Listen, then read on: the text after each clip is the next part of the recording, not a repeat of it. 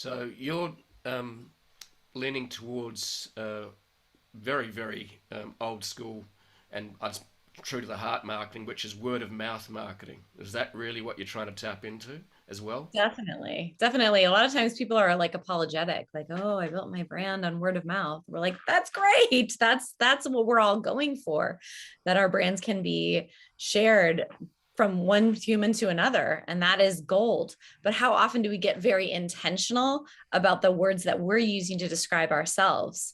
That we're feeling like, yeah, that's exactly what we do. We've nailed it. If we don't have that clarity, then people are never going to repeat that language back to us. So we yes, we love word of mouth. We organize around it, and we really want people to get very intentional about those words and that language.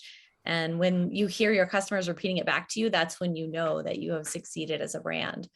And there's a lot of metrics, and there's a lot of obsession with metrics and numbers and the data, and all of the data it tells you something. But that's a more of a qualitative piece of data that really gives you insight into the strength of your brand. And I think So, that what we're doing here with Jeff is when we talk about word of mouth, yes, it's buzz and it's, all that, but really what it is word of feeling. It's, they don't, when you spark that sense of, neuro coupling, what is the fancy word for trust, when you spark trust and you have a great experience, like me talking about liquid death, it's the feeling that you are transferring.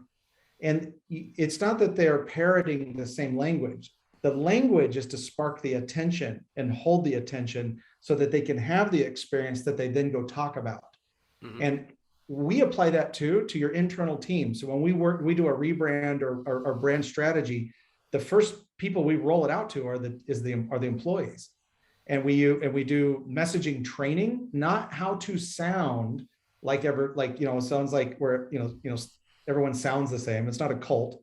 But around the feeling of that they want to express about the brand, then it goes out to the customers in the general marketplace, because that feeling is a contagion.